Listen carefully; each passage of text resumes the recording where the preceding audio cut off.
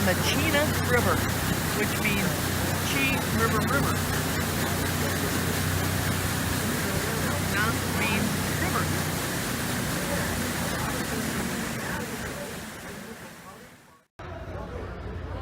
So Steve is already up with that 150 horse Lycoming engine. He can make a nice gradual descent. Oh wow. So he cuts right down there and then will hang out over the water and get to a point about here where he can't see it. So he's going to use the horizon and a whole lot of experience to finish this off. And he one-foots it a little bit, but you know, this isn't gymnastics. If he can walk away from it, it's a 10. So we're not going to give him any deductions, are we? No. And that's our friend Steve back on the Chena River.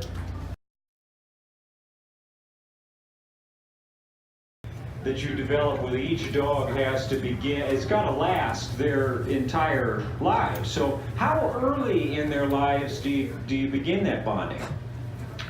Well, you know, the relationship with these little guys starts the day they're born, because we're going to be working our whole lives together, and so it's important that we start. Once they get big enough, then the second thing we look for is, have they learned those skills the older dogs have been teaching them? In other words, are they listening for my voice? And more importantly, are they following the example of their mentors? But the final thing we see with these guys that assures that it's Leaning in and do what they love doing. And look, 17-year-old Stego is going out there with him because he wants to. Now keep looking to the left, right between the two cabins behind the dog pen. There he is. Yeah. David's going to come from our right to our left. There he goes. Picking up speed. All the rest of the dogs back here are freaking out. Hey, I want to go. Don't worry though, they get their chance every day, every dog distances in a hurry. And here they come. See, they're still cooking. I hope those brakes are working. Look out! Okay, nicely done, David. Another great ride.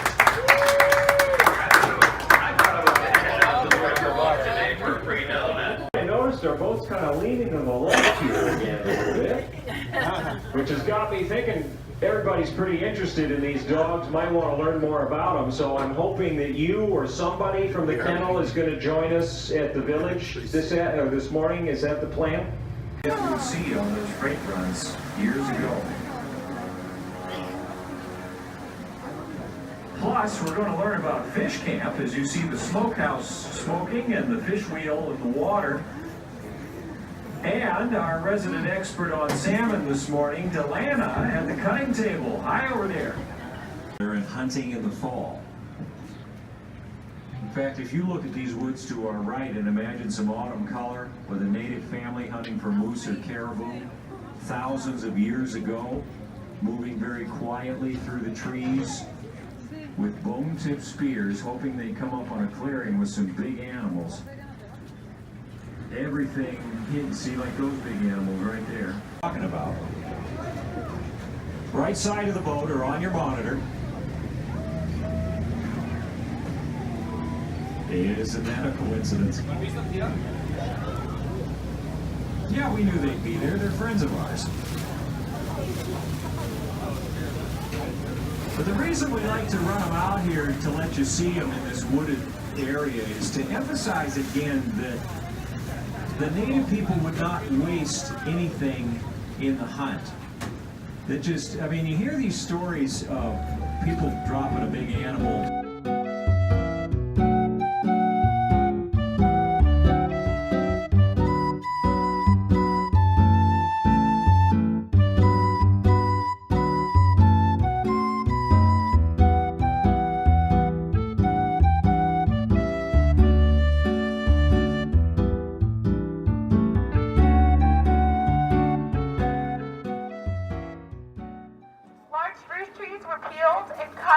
For the walls. The gaps in between the logs were chinked with moss, and that would actually windproof the cabin. The roof is made from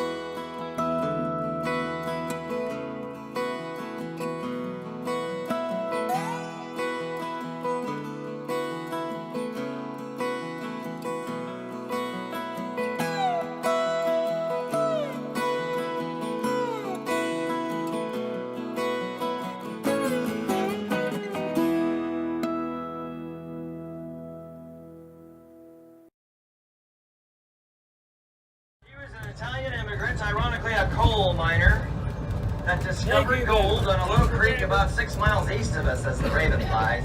And it was that discovery that launched a massive stampede. It would represent roughly about say a medium-sized drift mining operation, where there'd really only be, say, 2 to maybe 4 men down there actually digging. Another 2 to 4 hauling the material to and from the bottoms of these shafts here. And another 2 to 4 men up top stockpiling the material. The buckets back up, run them along here like you see, all the way up to that pole called the gin pole. Eventually, the buckets would catch, swivel, stretch out, and dump their load. And then let them come coasting back down empty to bang into these logs here and be reset for the next load. Just about something anyway, you get the picture. Like that, like all winter long. And if you run out and start picking them up off, you can pick up. Good. Take a step to the bowl, take on the bottom. Try not to take the square out. Just let the water off the top. Observe the angle the water leaves. That the angle with the water away the top. Step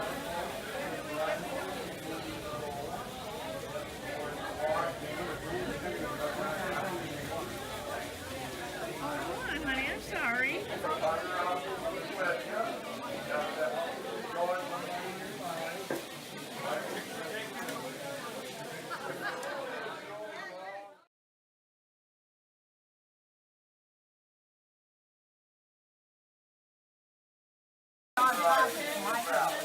Yeah.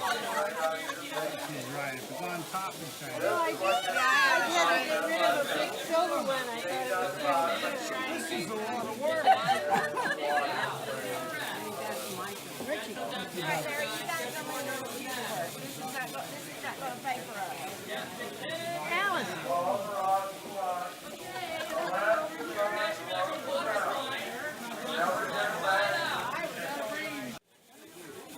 You're welcome.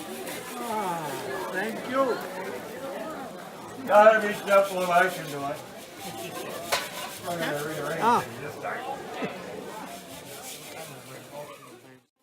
There's 2 in a row for sure. Look at that nice bunch of gold. Like the stars in the sky. It just got dark, you see what I mean? There's plain gold. That's the idea. Let me get that clean. It's miserable to try to pick.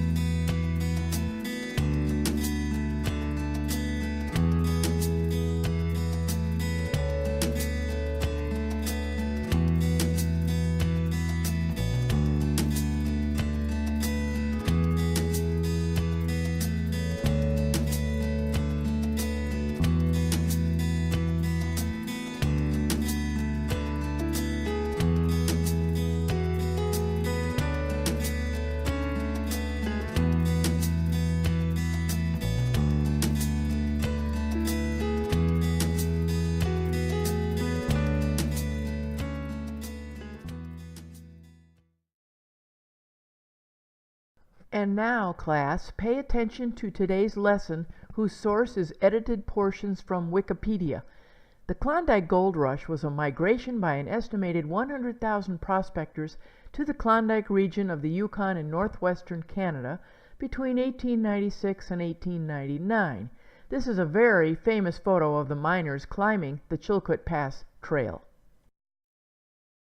Each of them was required to bring a year's supply of food by the Canadian authorities in order to prevent starvation. In all, their equipment weighed close to a ton, which for most had to be carried in stages by themselves, or horses and dogs, 20 to 30 trips. Together with mountainous terrain and cold climate, this meant that those who persisted did not arrive until summer of 1898. Once there, they found few opportunities, and many left disappointed. Some became wealthy, but the majority went in vain.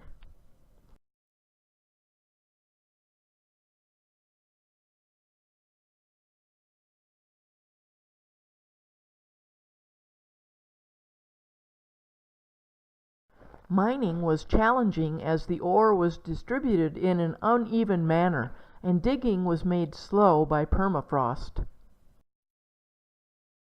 To accommodate the prospectors, boom towns sprang up along the routes, and at their end, Dawson City was founded at the confluence of the Klondike and the Yukon rivers. From a population of 500 in 1896, the town grew to house around 30,000 people by the summer of 1898.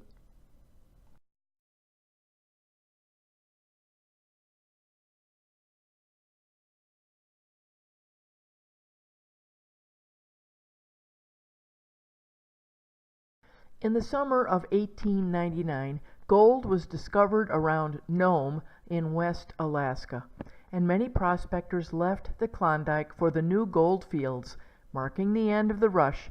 The boom towns declined and the population of Dawson City fell.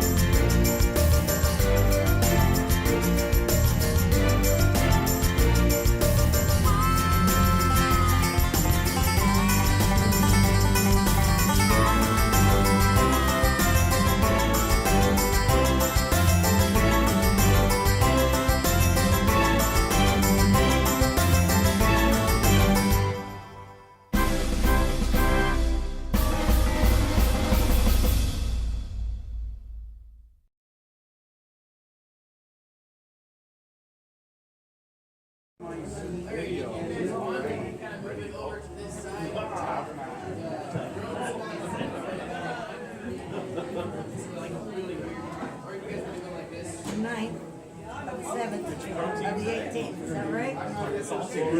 Okay. I made everybody's August yesterday, whole day. No. I'm gonna pick it up for you, John. Have you got his camera? Drink it fast, drink it slow. Did you want to kiss that toe? I'll send it to him. Tip it up so it touches your lips, but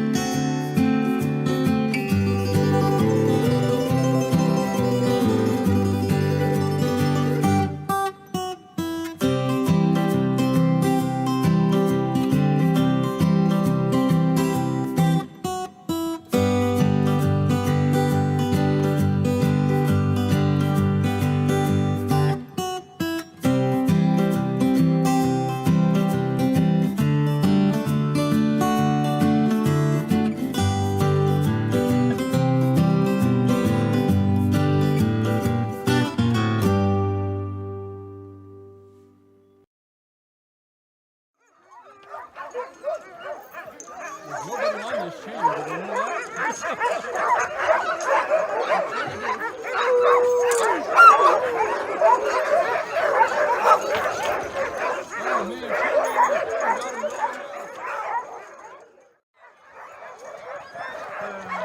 They're gonna let several dogs loose to follow us on a short hike.